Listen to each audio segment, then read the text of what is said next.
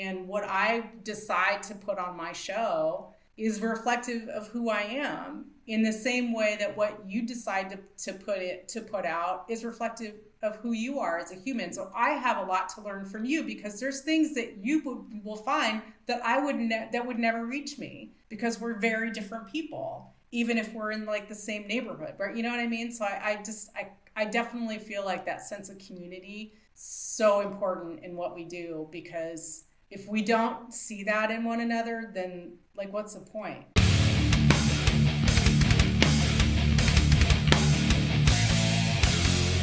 We welcome in Sara Whizbanger from the Whizbanger Show, fellow music journalist and longtime scene person in the American West Coast of metal. I think that's fair to say, and other places. How are you doing? I'm good. Thanks for having me on. Thanks for being here. Sometimes these interviews are also a therapy session for me, and you're an unwitting participant. You're welcome, or condolences. Yeah, it's okay. I'm working through a lot of stuff. First and foremost, we've been circling each other kind of socially for a little while. For the folks that don't know you, I have been a fan of your show for a bit, but for the folks that don't know what you do or who you are, let's do the 1 minute origin story of Sara and how you got to do the Whizbanger show. Geez. So I started DJing for an American internet radio station in 2014 or 15. It's no longer Metal Nation Radio. It's no longer there. And I did that. My Canadian friends actually brought me into that. My friends Natalie and Cam brought me into that I know from other lives. And yeah, I did that for a while. I actually had a kind of a nasty exit. And it was a mass exodus after I like pulled the plug, and then lots of people came or left after that, because of an incident that happened that had to do with some untoward comments about trans people. And I was like, not having it. So I did, my last show was a hardcore queer trans show. And then I was like, peace out later.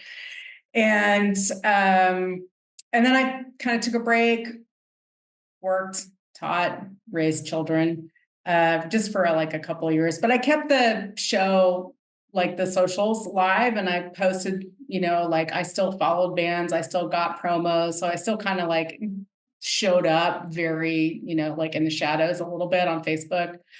And then, fast forward 3 years ago, I guess, to when was COVID? Was lockdown? March? Okay, so in January, I think it was either December 19 or January 20, a DJ from, this is longer than a minute, a DJ from MNR who was bugging me for years. He's like, come back, come back, come back, come back. I was like, I can't, I have too much stuff going on. My life is too huge. It's like, it's always going to be huge. Just come on. So I finally dragged my heels back into doing it. And then I was DJing at MMH out of England, for where I haven't been since 1987.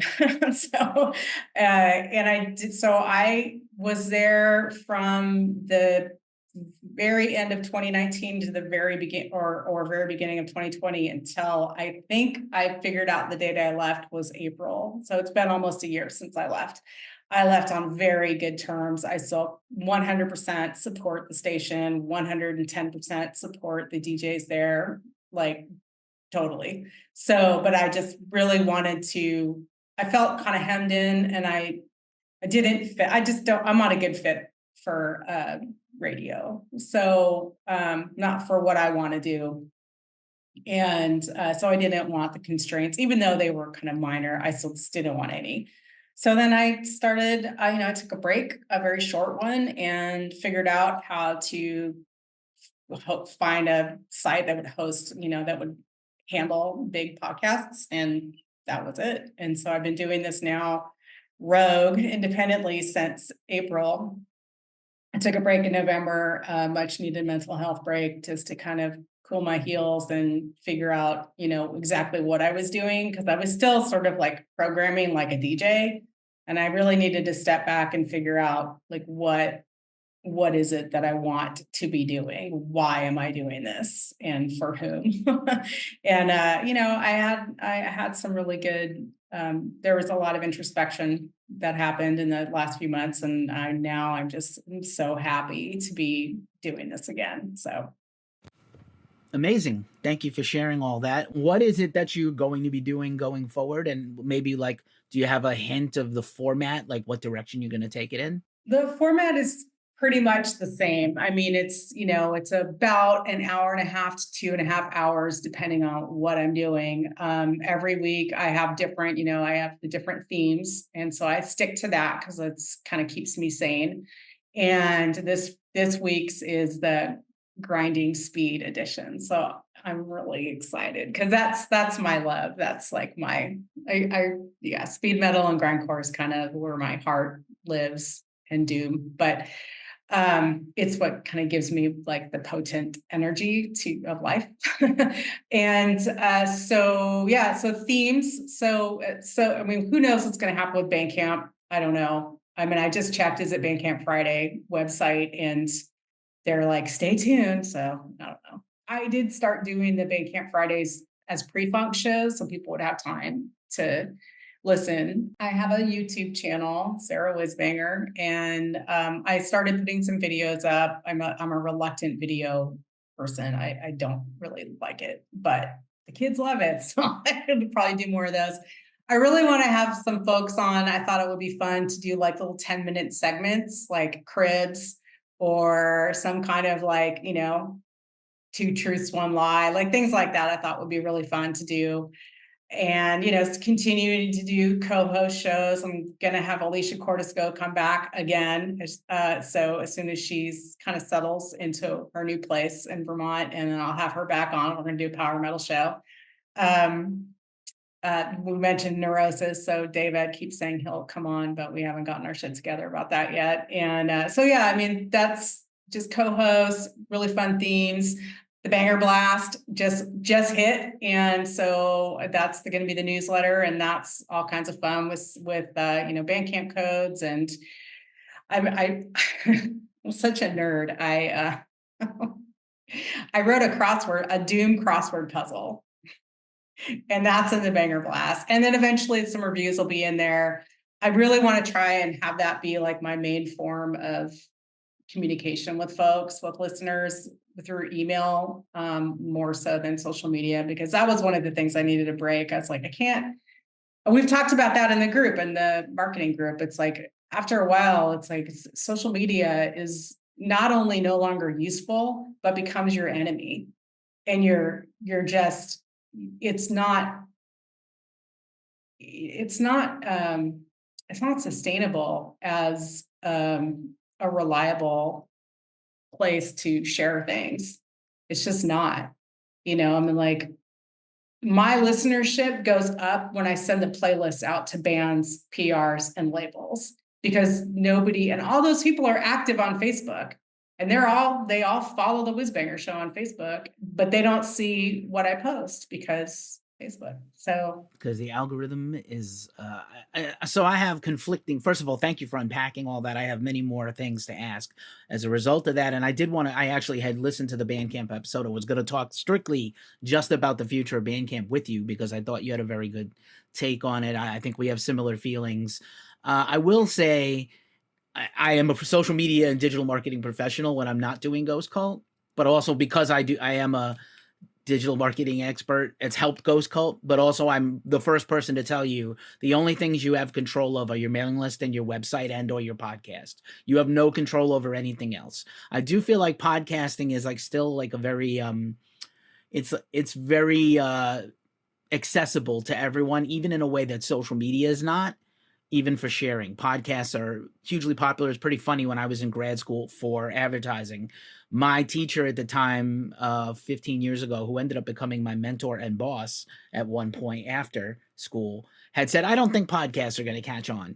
And I came up with an example. I was like, Kevin Smith of Clerks launched a whole podcast network after doing one episode of a successful podcast. In his determination, successful, and he launched a whole network and built a whole ecosystem, and that was the pathway to what we have now. And so to me, So I think, like, first of all, you're great. Obviously, I could tell you had a background in radio. The little bit that I know about you, you're a natural. You have obviously a huge depth of experience, love for the music, and a great personality for the air. For the air, I also like to say that I have a face for radio. I never thought I was going to do videos. I never thought I would be. I started reluctantly doing interviews in person because I just got asked to do them. It's kind of like the whole story of my whole time in journalism is like, I was a writer, and then it's like, do you want a photo pass? I was like, well, I don't know how to take photos. Well, learn. Here's a photo pass. Come shoot Judas Priest. I was like, well, I guess I'm going to learn how to take photos then. I guess you better learn. And I guess I better learn. And I did that marginally successful for 10 years. Now I don't anymore. But obviously, I also graduated and transitioned to this. So it's pretty interesting. It's definitely a whole mood. And I will tell you, a lot of the future of podcasting is going to be on YouTube as a competitor, an actual peer to Spotify and things like that, because YouTube is Google is going all in on podcasts. They are taking away Google Podcasts and just folding it into YouTube Music. So I have a question for you. Yeah, go ahead. So one of the challenges that I have had, and I do feel like in some ways, yes, I've been doing this for a long time, but I'm also, this has never been my career, and I don't imagine it will be. I'm an academic. That's my job. That's what I do. So this has always been kind of like my hobby kind of sort of deteriorates its meaning. But I guess all fluttering around saying, like, my challenge with YouTube is that I don't think that I can put the Whizbanger show on YouTube, because I've had a couple of people like ask if I would do like a live. Because I used to, my show at MNR, that was live. And so that was fun. I don't know if you listened to the You Got Mail show that trickled out on Sunday. And so I was having so many technical difficulties. And at one point, like the new midnight track, like just didn't play. I was like, God damn it. And, and I remembered, and I talked about this on the show. I was like, yeah, I remember these things would happen live. And like, now I'm not live, that's happening, but I fixed it and everybody got to hear the new midnight, which was great. But so my question, I guess, is like, is YouTube going to be a place where someone like me can do a podcast that's, 80% music? It depends on your goals. My answer to that would be, if you're some more underground bands are not going to get copyright flags. Sometimes they are. I know there's a whole thing right now with Universal and TikTok where Universal took away all their permission from TikToks. I got a couple of notices from TikTok, which I use just like YouTube Shorts and Reels on Instagram, exactly the same. I just repurpose that content a little differently everywhere. And they were like, oh, this TikTok you had that has 10,000 views on it, which is unusual. Most of them are not seen. But that one particular really good viral one, because it had a good song in it for 5 seconds, they're like, Universal has rescinded their permission. Please mute the audio or put something else in it. I was like, wonderful. So if your goal is to try to get monetized and make money, a show where you play other people's music will be harder, but obviously a lot of channels do it. Honestly, I tried my hand at reaction channel stuff and it didn't do too well because I don't think it's our forte. And I've been a music journalist, and we're music reviewers. That's what we do, and music informers as a news source. So I think, first of all, do the format. My advice to everyone out there watching this, not just you, do the format you're most comfortable with it. Do it your way. And if you get flagged for copyrights, there's an appeal process. It's a lot less severe now, where you get a strike and you're done. It's not like that anymore. It's really a little better put together. It's still not completely fair. You're not going to get your channel totally, if you get obviously a bunch of strikes, you're at risk for things. But there's a lot of warnings now built in, and a system where you can also list the music played. So you can give credit. You may not get to earn money on it if you're monetized. And again, monetization, they keep moving the goalposts. So I find that challenging also. I used to do a lot of teaching and coaching. Curtis Dewar, we are talking about the marketing group that we have on Facebook, which anyone is free to join. I'll link it in the description. That's how we met. And I appreciate, it's a group Curtis and I founded to try to help everybody, music journalists, bands, label people, and you see the collection of people. And it's not just our expertise is rock and metal, but we've had people come in from R&B and thank us for helping them with their stuff and other genres. So I'm not averse to other people coming in and composers and stuff. Because I do have like some ideas about, like I thought I would do like the banger of the week, which I need to start doing again because I'm just getting caught up to everything. But I thought I think I'll just try it. I'm just gonna see what happens. Cause the bands too, like I'm not playing Judas Priest. I mean, I have like a whole Judas Priest worship show that I did a couple of years ago.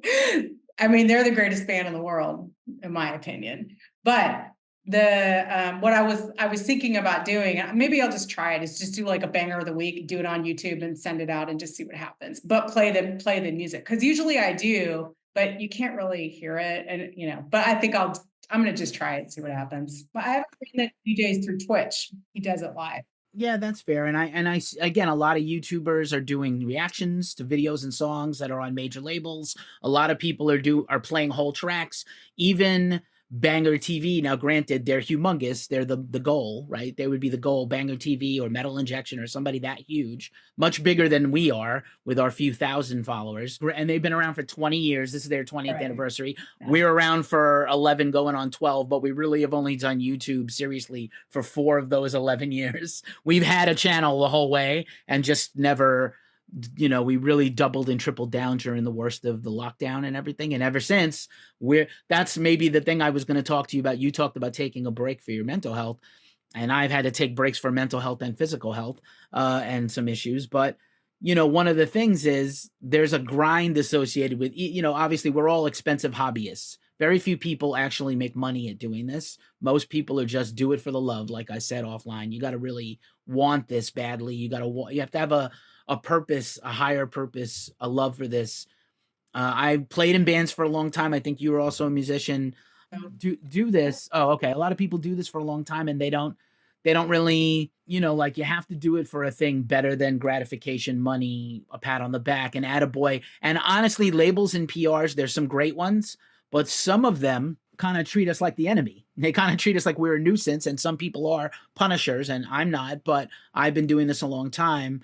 And some publicists also used to be journalists, so they're a little more understanding about things, but at the same time, if a lot of music journalists, podcasters, vloggers, etc., website owners didn't do this for free or for very little reward, I don't know what publicists would have to report on, because there's a lot of free stuff out. There's a lot of coverage out there that isn't rewarded, which is tough. I don't know if you experienced that yourself.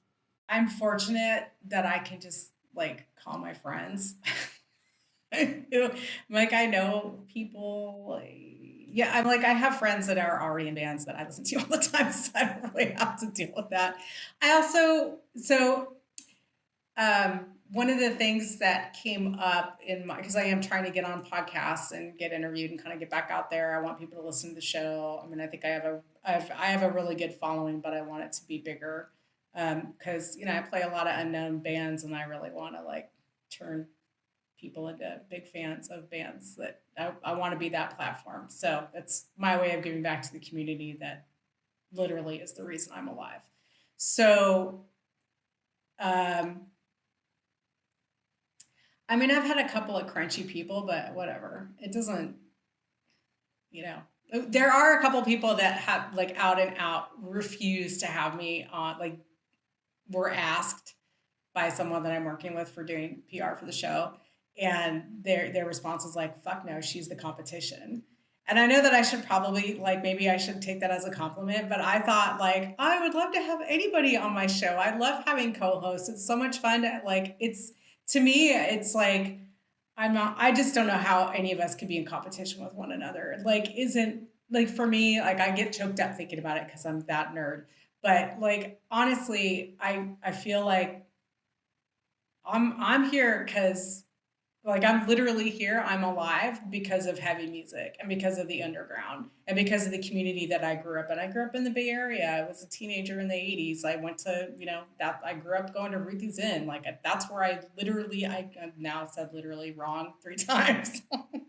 I grew up, I aged, matured in Ruthie's. Like that, I don't know if you go back and listen to the show where I had Rick Hunel on, like he's known me since I was 6.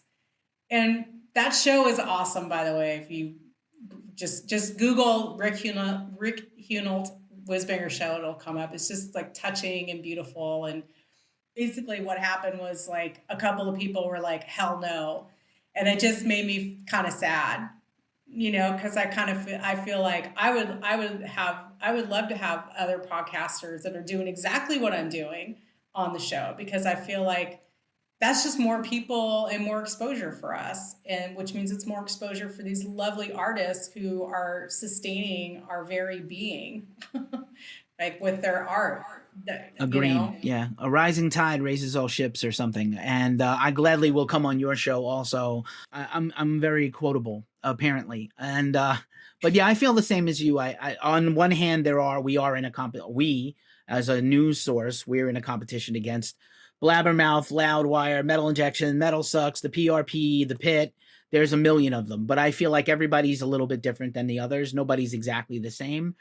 I have my own personality. I've been doing this for 17 years. I had websites and blogs before Ghost Cult was a thing. I joined Ghost Cult and took it over. That's my journey. Everybody's got their own journey.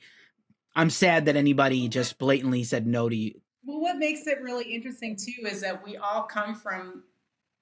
all very different people. We come from different eras. We come from different places around the world.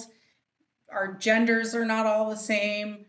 Our marital status, our race, our ethnic background, the class we grew up in, whether we're siblings. I mean, all of these things really have, you could tell I'm a sociologist, but all of these things really go into like why does speed metal bring me joy?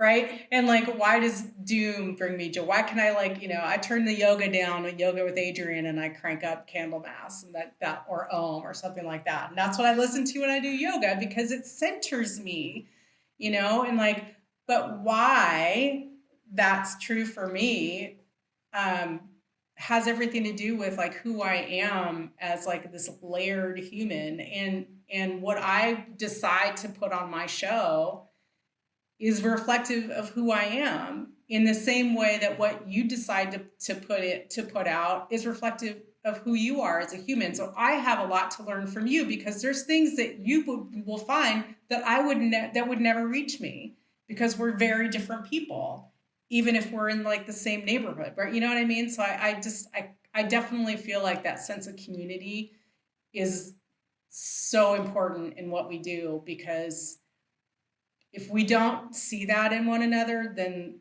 like, what's the point? Exactly. I could tell. I could have guessed. I might have been able to guess that you were a sociologist just based on all this stuff I've now listened to and heard, and the show, and just your approach to things. I will talk about the Bay Area for a second with you again, as I was always an outside fan. One of my favorite band. I mean, obviously Metallica is easily one of my favorite bands ever, but I also love Forbidden and Defiance and Violence. I'm very sad about the Phil Demmel news that he's stepping away completely now. I wanted to, New York, we had CBGBs and Roseland and other places like that, Wetlands back in the day, and a million other clubs. And here we always heard about the Stone and Ruthie's Inn and Slim's, which I never got to Slim's. I did finally get to Gilman last year. Just never got to go, like just never went out of my way to go. And I love Berkeley. I almost moved there, but I ended up downtown here. And I may yet live in Berkeley again someday. I was one of the people involved with. What were like some of the early shows that you saw as an impressionable youth? You said a lot of these folks from the bands all your life basically, but like what are your like most memorable shows that would like blow some minds to hear that you saw? Probably Ronnie James Dio with the Cow Palace. I mean, yeah, Day on the Greens, man. Those were like awesome. I mean, Ruthie's Inn was my living room, all of our living room. It was so funny. There's a hilarious bit. I can't even try to like repeat what Rick said. You just have to listen to the show. I was dying. I was laughing so hard. Like, we were all underage. We were drinking, Gilman. how do I have to be diplomatic? So I was one of the people. I was started to say this before, but I was one of the many people that were involved at the very beginning opening Gilman. So in those early days in 1986, I was 16, and so I was heavily involved in that scene at that point. My brother, so I don't know. I mean, so my brothers are 10 and 11 years older than I am. And I know Rick and Lonnie, his brother, and all of these people because of my brothers. So, you probably know, like, Kirk Hammett's like a cyclist. My brother's a cyclist. So they all know each other and like do that, exercise people. And so, I mean, I grew up like into that before I even knew what it was. Like I was a little rocker when I was a kid. I liked Van Halen and ACDC when I was like 8 years old, that Rush, that's what I listened to. And my brother started taking me to punk rock shows. My first punk show was DOA opening for Susie and the Banshees. I think it was at the Warfield, but it was like 1980 and I hated it. But now DOA is one of my favorite bands, and my husband and I got to see them together a few years ago. And it's in San Francisco. I always forget the name of the club, but yeah. Anyway, so that's always fun. But I mean, yeah, like highlights. I guess we just really wasn't really a show because we were going to shows all the time. It was like I loved going to the MAB. I loved the Rock on Broadway. The Stone was great. I mean, then we had like these weird smaller venues.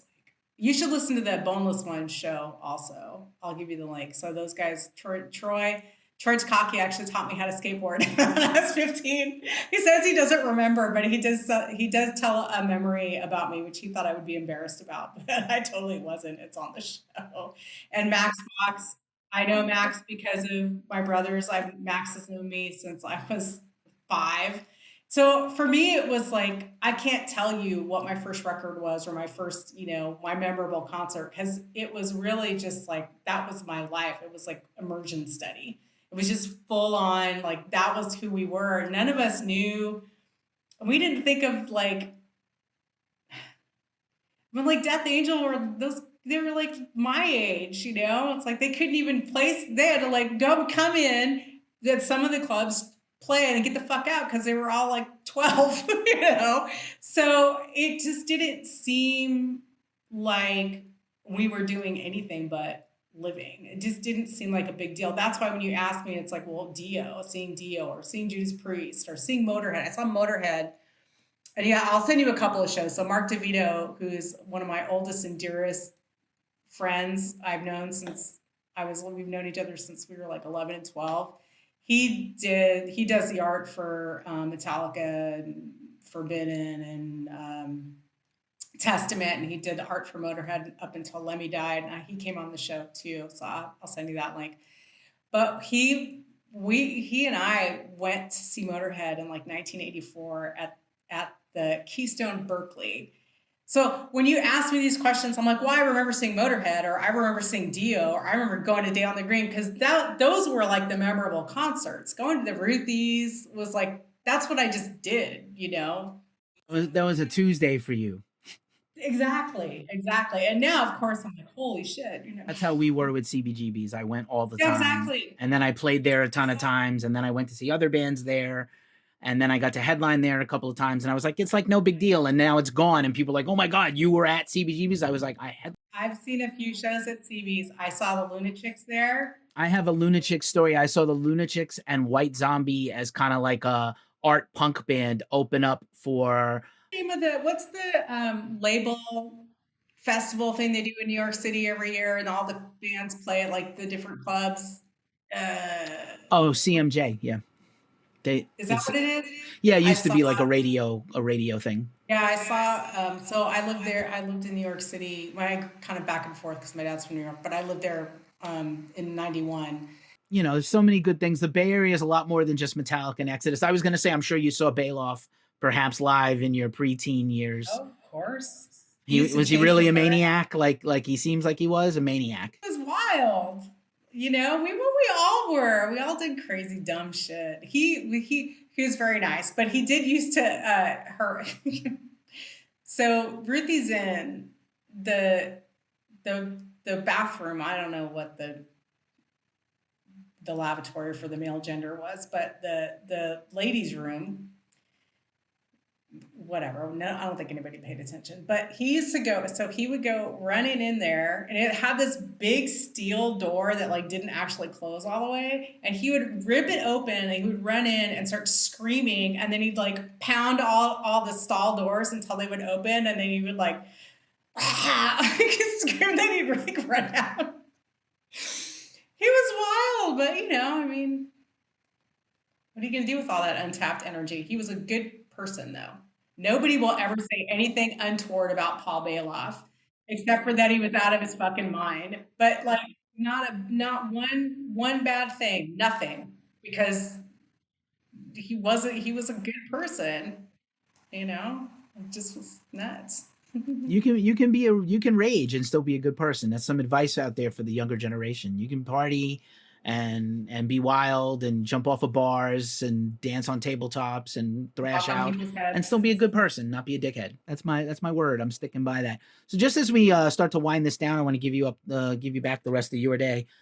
This has been awesome, great, getting to meet you and hear these stories. What is there? Obviously, we talked about Judas Priest before. What new music are you most looking forward to this year? Oh, there he is. Okay. The new Pure Sonic Outcast. All right. This gal reached out to me on Instagram. I don't know what her name is, but they're from Iran, and they call themselves, hold on, wait. I don't want to fuck this up.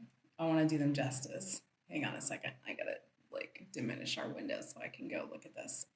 So they're they call themselves Feminist Gore Grind Death Metal Band from Iran. No males allowed. Female smegma. Amazing. What a name. Wow. Right off the bat. And they're hella good. They're a really good grindcore band. They just were like, we saw your Instagram. We saw your show. Are you interested? And I was like, yes. So any gender bending, angry, trans women, non-binary, and their supporters, that's what I want.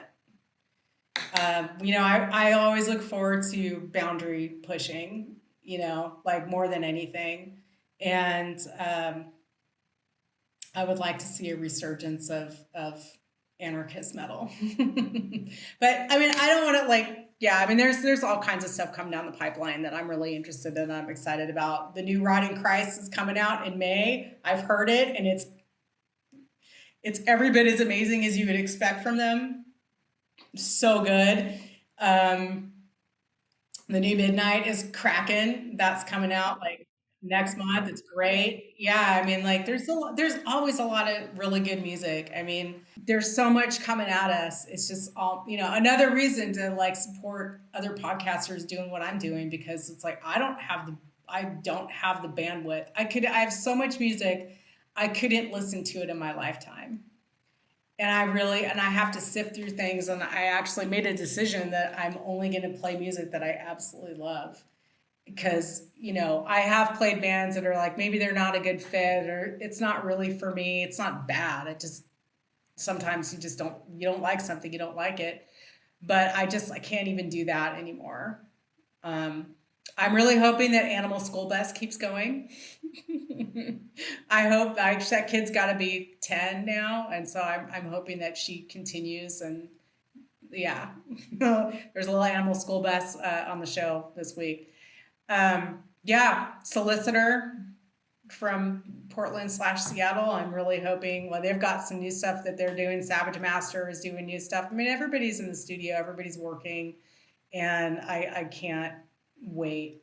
I can't wait for all of that. I just, more than anything, I really appreciate it when people reach out to me directly and want to be on the show, like Female Smegma. I mean, how else would we, like, look at this world we live in. I've got this gore grind feminist group from Iran, like, sending me stuff, right? Iran. And like, they could literally be arrested and killed for making that music. Yes.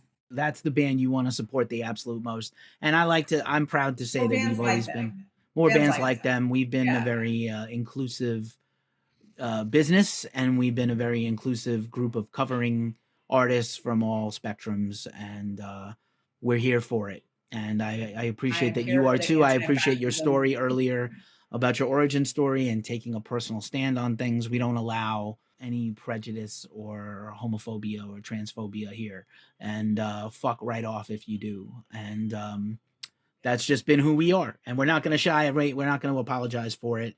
It's a weird time though, because people are ready to die on hills over weird thing. Like, this is where you want to make a stand, not on something else more, that seems a little more sane. But people are crazy. What are you going to do? Lucky there's music. And yeah, thanks so much for sharing all this with us. Congratulations on coming back with the show. We will keep listening. You keep making more. We'll keep coming back. And definitely we'll link everything in the description. I guess for a last question, where's the best place for people to hear your show that you would prefer them to listen? TheWhizbangerShow.com. There it is. See, that's it. Oh, you can. That's got everything on it. The landing page always has the latest podcast, and then you can sign up for the Banger Blast on there. You can send me an email. There are words. There are archived. The podcasts are all organized on there, that was a big thing that I wanted with the website, was to be able to have each, because I do all these themes, right? So you've got mail, Bandcamp Friday, and then I do regional specials. I've, Japan, Mexico, Spain, Argentina, Australia. I don't know. Someone wants me to cover Senegal and Botswana. I'm like, shit, okay. And so, yeah, I'm working on that. I really want to do like an Indonesia show focusing on sludge. And so I wanted it to so those are housed in their respective categories. So you just go there, it's easy. And yeah. And then SoundCloud, just look me up on SoundCloud. I am easy to find. I'm the only Sara Whizbanger on the planet. There it is. There it is. The Botswana has a huge metal scene, by the way, and no lie. And yeah, we're all about it. Thank you so much for hanging out with us today. This has been a treat for me. I hope it's been fun for you. And again, thanks for everything you do for the music, for the underground music, the most important music there is. Thank you so much. Thanks, Keefy.